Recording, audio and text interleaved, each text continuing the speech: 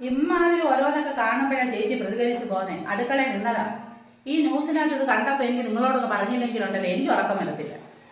ഈ അനന്ത് അംബാനിയുടെയും അനിതയുടെ കല്യാണം ഇന്ന് ജിയോ വേൾഡ് കൺവെൻഷൻ സെന്ററിൽ മുംബൈയിൽ.